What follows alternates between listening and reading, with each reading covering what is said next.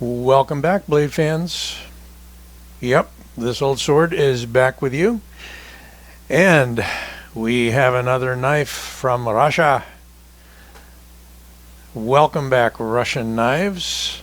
Been doing a few of those lately in a lot of different forms. Arcona,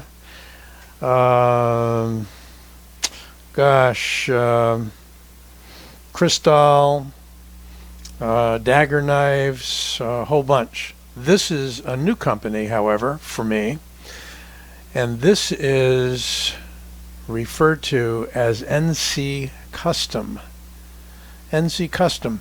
If you check them out, they've got an Instagram presence, and you can find other interesting models of their knives. Not really sure where to get a hold of them. This one came from White Mountain Knives, and Justin did tell me don't expect to get another one there. Not because the line of them is bad, but he's had this one now for a while.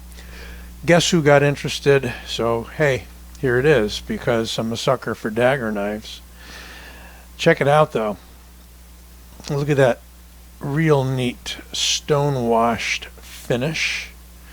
The steel is an interesting steel, X105.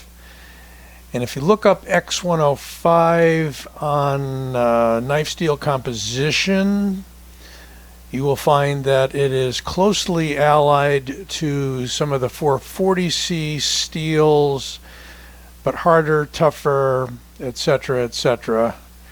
Definitely a stainless steel, however. Not sure why they chose to make it from that steel, but apparently there are some advantages.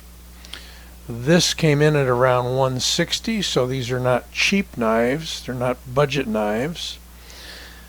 There you can see the number 181. So this is 181 out of the Specter Dagger series, or at least that run of them.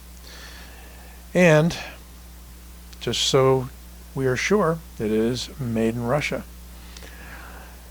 It's a neat design because it fits the hand nicely. There's no excess, just a tiny bit at the pommel. With a lanyard hole if you choose to use one. These are nicely manufactured G10 handles with millwork. Not real aggressive, but a nice grip. The way the guard flares out, you have very good stoppage for the hand.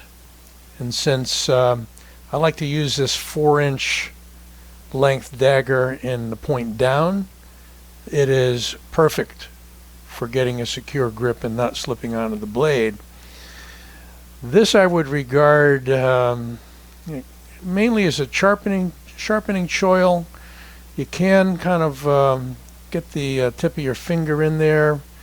Not sure how you'd want to hold it, but it definitely sets the edge off so that you've got a sharpening ricasso.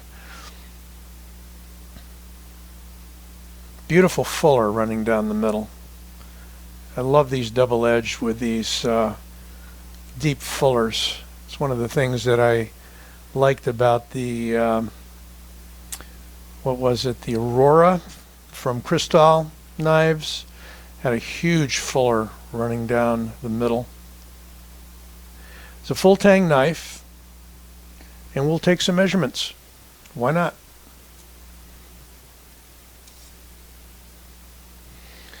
So overall length is 8 inches. Not sure where to measure it, but if I go to the guard, which is the farthest forward part of the handle, it's exactly 4 inches. And that's the only measurement that's really going to count. And we're going to call it slightly less than 3.5 inches for the edge. As far as other dimensions go, the thickness in millimeters, we're going to call 4. Thickness of the handle, and that handle has a little bit of contouring to it, so at the thickest part it's 0.78. That may sound very wide to you, but it fills the palm as it should. You get too flat with these, and you don't really get the grip that you need. That fits the hollow of the palm perfectly. So obviously this is not an EDC cut up your cardboard sort of a knife. It's more of a stab the cardboard kind of a knife. Let's check out the weight on it. And there is a very nice Kydex sheath scabbard that came with it. Once the scale settles in, if it does, we'll weigh it up. And I get some reflection on there, so I'm going to shadow this with my hand so you can see it. Wow. Play that number. 5555. And then it wants to change. All right, 5.55 ounces. The Kydex sheath, which we'll look at in a minute, with it on, we go up to 7.984. We'll round that off. Shut that down. Okay, so very nice two-tone desert tan and black Kydex sheath, extremely well constructed with an ulti-clip.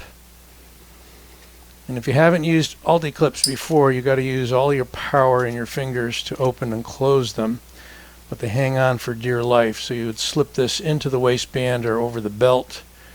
This would go inside the pants, and you would lock it down and it wouldn't go anywhere.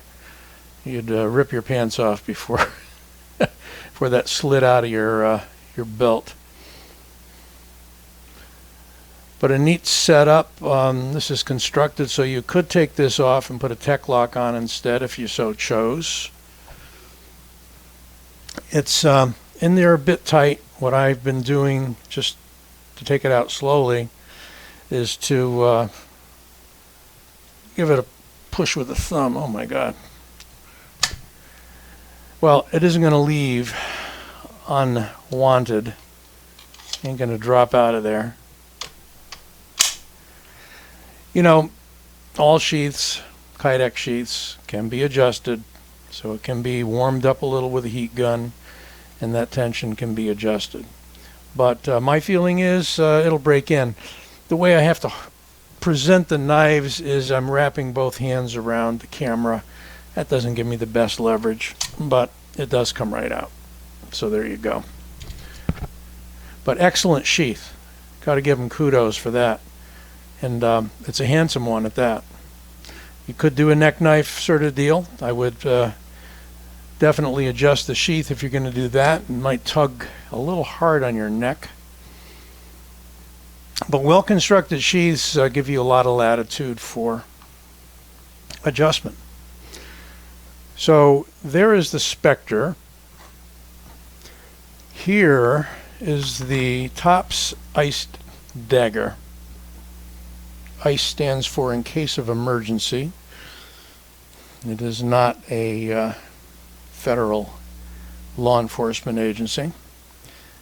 And here we have the very cool Microtech double-edged knife designed by Mr. Borka.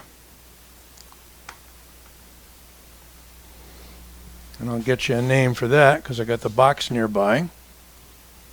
Well, that is the SBD dagger, SBD, which is why I couldn't remember it, because it's an acronym for something, and you probably know, and I don't.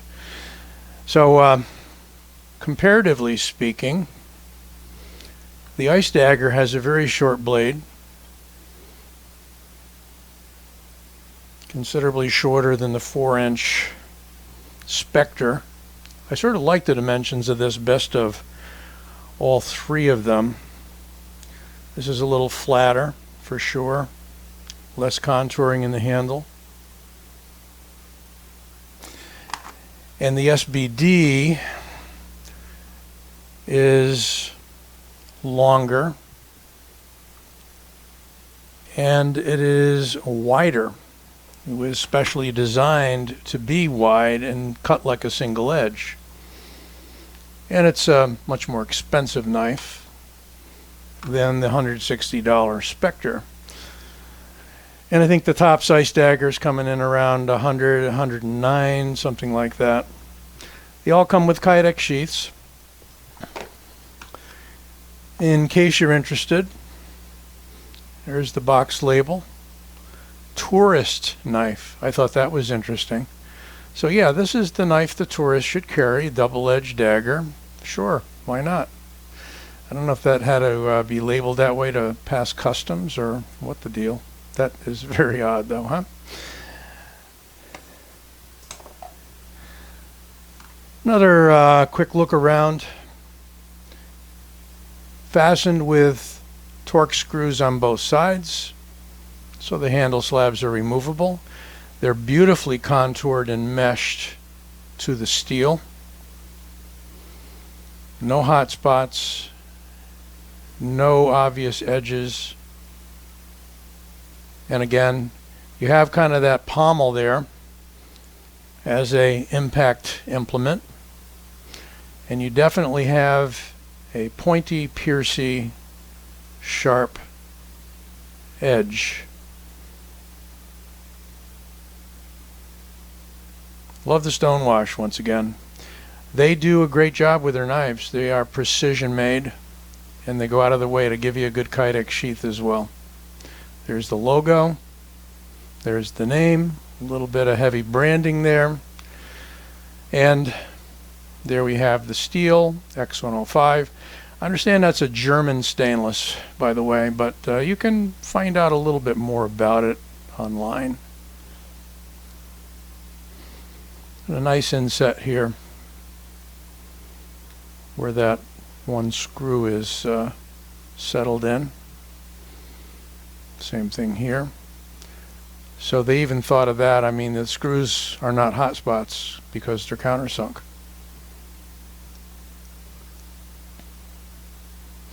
All right, well, let me know what you think. That is the NC Custom Specter dagger. Thank you, White Mountain Knives. Thank you, Justin. And you can check them out for NC Custom Knives. There may be some more in, but for the time being, there is no more of this Specter dagger, but I believe it is available at other sources. Hope you enjoyed this video. Don't forget to give it a like and subscribe. We'll be back with something new and interesting next time as well.